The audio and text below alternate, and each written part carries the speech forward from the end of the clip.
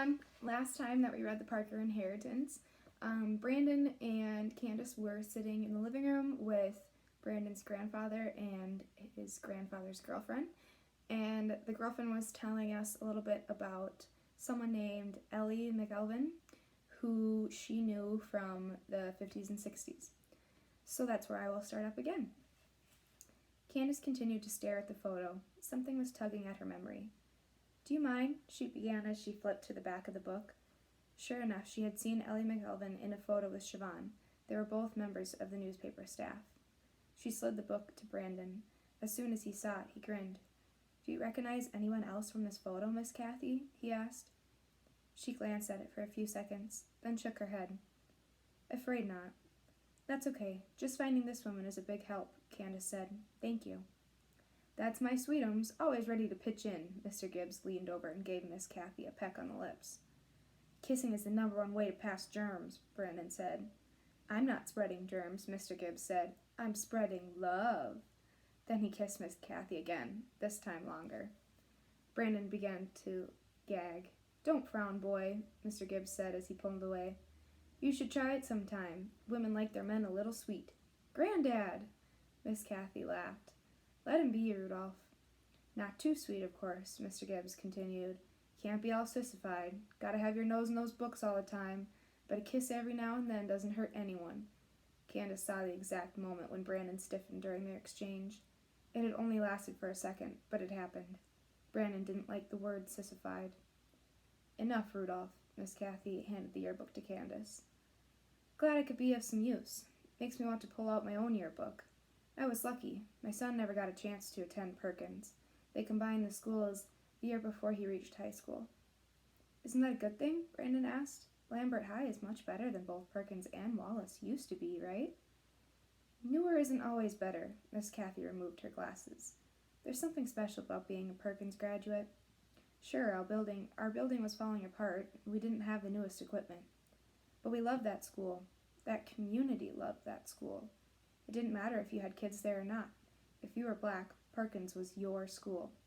The same teachers that taught us history and math sang in the church choirs with our parents. Shopped in the same grocery stores, and a lot of them were alums as well. They were more than teachers. They were—" She shook her head. "I wish there was a better way to explain it." "It's hard for you youngins to understand," Mr. Gibbs said. "Nowadays, we expect you kids to go off to college. High school is just a stepping stone to somewhere else. But back then, especially for black folks, high school was our college. It meant something to wear your high school colors. It meant something to be a graduate. The entire community railed around the school." "Is that why you and Grandma used to always go back to Tennessee for your high school reunions?" Brandon asked. Mr. Gibbs nodded. "It wasn't like we were going back to see classmates. They were our family, our blood." Miss Kathy snuggled against him. "Maybe I'll get you to take me one day," she said. She was playing, but there was an air of seriousness in her voice. "I'd like that," he said. He started to lean toward her. "Brandon, you might want to close your eyes." Chapter 26. The next day, Candace sat in the front passenger seat of Tori's red Honda as it crept up Highway 176 toward Columbia. They had lucked out. After Miss Kathy found Ellie Farmer's number, they spoke to Miss Farmer on the phone, and she suggested they visit in person. Even better, Tori had the day off. It took a bit of coaxing, and Brandon promising to wash her car, but she eventually agreed to drive them. Candace shifted the dashboard vent so the air conditioning wouldn't blow directly on her. She had offered to sit in back, but Brandon claimed it for himself. Now he was slumped over in his seat, an open book cradled in his hands. He'd fallen asleep about 20 minutes ago. "Should I wake him up?" Candace asked, turning around to look at him. "He's gonna hurt his neck." "He'll be fine. You should see how he sleeps at night. Can't even count the number of times he's fallen out of bed. So anyway, when are you guys gonna tell me what's really going on with all this research?" It took Candace a moment to process what Tori was asking. She tried to make her face blank. "I have no idea what you're talking about." "I know Brandon's not working on a school project." She peeked at him in the rearview mirror. "Either y'all are up to something, or y'all are dating." Candace's skin went supernova. "We're not dating!" Somehow she yelled and hissed at the same time. "I'm kidding. Brandon doesn't even know what dating means. But if you're not dating, then that means—" Just as she had felt with Brandon, Candace wanted to trust Tori. It would be good to talk to someone else, someone older, but not quite an adult, someone who might actually believe them instead of calling them kids, someone who wouldn't say anything too bad about her grandmother. Don't laugh, okay? Candace readjusted the dashboard vent again. I think, we think, there's a fortune hidden somewhere in town. Tori didn't laugh, so Candace continued. She told her about the letter addressed to her grandmother and how they believed James Parker wrote it. She even told her about the secret tennis game and how the Washingtons had been forced to leave the city. Tori nodded with each revelation. What do you think? Candace finally asked. Are we crazy? You're imaginative, Tori replied. The navigation app on her phone directed her to turn to the next interstate. I'm guessing you haven't told your mom yet. Mom was pretty mad at Grandma over this mystery. I don't think she'd like me picking up where she left off. You're probably right. Tori slowed as she passed a highway patrol car. Candace leaned over to peek at the speedometer. They were already going well below the posted limit. Anyway, at least it gives Brandon something to do, she continued. This has been a tough summer for him with Quincy gone. Quincy's his best friend. He's in Seattle with his grandparents. Milo's mom mentioned something about that. Yeah, I bet she did. Tori shook her head. Some people don't know when to mind their own business. Candace knew Tori was talking about Miss Stanford and not her, but she still took that as a sign not to ask any questions. I don't think you have to slow down so much, she said, looking at the speedometer again. Sorry, she sped up a little. I just don't trust the police. I don't want to give them any reason to stop me. You know about all the black people getting killed or hurt by cops, right? Even when they're unarmed? Candace nodded. She didn't follow the reports too much. Her dad didn't like her looking at any violence, even if it was on the news. Still, there was no way to avoid hearing about it. It's not like I think all police officers are bad, Tori said, but I also have a lot less to worry about if I don't get pulled over. Plus, Mom would yank my driver's license if I got a ticket. The last thing I need, the phone spoke up again, cutting Tori off. She turned on her signal and moved to the right lane. Thanks again for agreeing to take us, Candace said. No problem. If not for this, I'm pretty sure Mom would have had us doing something else to stay out of the house. She checked the dashboard clock. Any second now, the school district superintendent should be showing up. Really? Yep. Our moms talked to Mr. Rittenhauer and the principal yesterday about what happened to you and Brandon at the school. I guess they didn't like what they heard, so they called the superintendent. He thought it would be better to come out to our house instead of our moms making an appointment in the office. Probably wanted to avoid a paper trail. She laughed. Your mom is a real firecracker, by the way. I overheard her talking to my mom last night. She's very, colorful when she's mad. I can't believe they're going through all this trouble because of us. It's not the first time Mr. Rittenhauer has mistreated black kids. Do you think he'll be fired? Probably not, but that doesn't mean our moms shouldn't speak up.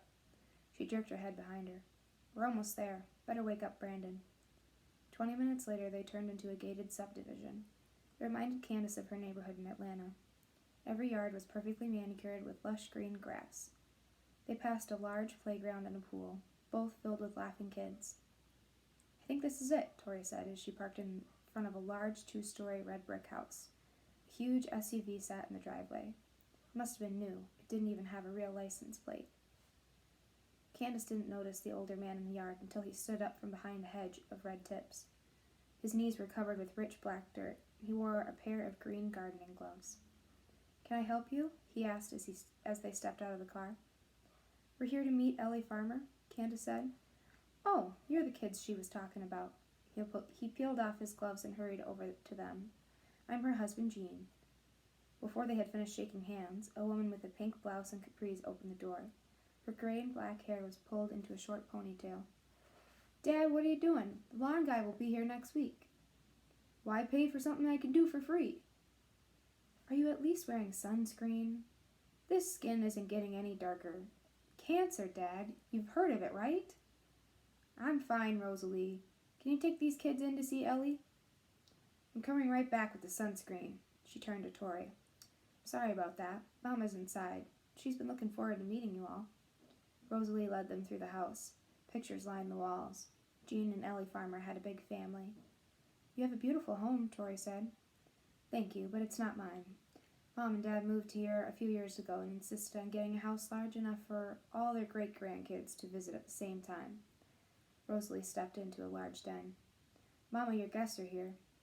A small woman on a recliner, her stockings covered feet up in the air. She clutched a soda can with another within arm's reach on the small end table. A cane lay on the floor beside her. Where'd that soda come from? Rosalie asked. Did Dad get it for you while I was upstairs? No, the woman replied. I walked into the kitchen and got it for myself. Rosalie picked up the can from the table. Please have a seat, she said to the others. I'll bring cookies and lemonade, but none for you, Mama. Candace, Brandon, and Tori huddled together on the couch. Now that they were there, Candace wasn't sure how they were supposed to get started. Ellie Farmer pushed a switch, lowering the footstep on her recliner. I've got diabetes, high blood pressure, a hyperactive thyroid, and poor circulation in my legs. And she's worried about a little caffeine. 2 cans is not a little, her daughter called from the kitchen. And it's the sugar I'm worried about, not the caffeine. That girl hears like a hawk, Ellie said, quieter this time. She scooted forward in her chair. What can I help you with? You had questions about Perkins High? She asked, looking at Tori. I'm the chauffeur, Tori thumbed at Brandon and Candace. These 2 are the junior detectives. We're interested in Siobhan Washington, Candace began. We were looking through yearbooks and saw that you and Siobhan were members of the same club. Did you know her well? A small smile came to Ellie's lips. That is a name I haven't heard in a very long time, she said. Yes, I knew Siobhan. She was one of my best friends. Candace felt Brandon sit up beside her. What was she like? He asked. Siobhan was one of the smartest girls I ever knew, though she never rubbed it in your face like other people. She loved puzzles, especially ones involving math. Now Candace sat up. She was a whiz with numbers, Miss Farmer continued. She could do math in her head, multiplying and dividing numbers that would take most people 5 minutes to figure out with a pencil and paper. She got that from her dad. What about tennis? Candace asked. Did she like that as much as her father? Oh, she loved it. She was a great player. Her daddy wanted her to be the next Althea Gibson. Of course, back then, we didn't have a girls' tennis team. It was hard enough to have a boys' team. Not enough colored schools around to play against.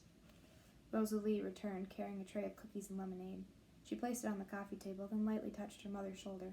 I'll be outside. Ellie nodded as Brandon picked up a cookie. Can you tell us about the tennis game, against the boys from Wallace? He asked. She adjusted the blanket, covering her thighs. I wasn't there. Siobhan was, though. The way she explained it, our boys beat those other kids in tennis fair and square. Whooped them like they stole something. But it was just a game. Once it was over, that was supposed to be the end of it. And I'm going to stop right there. And so from what we're hearing from Ellie Farmer, do you think the kids are going to get some really good information about Siobhan Washington and all the other people that they're looking into? I want you to make some predictions about what we might find out from Ellie Farmer.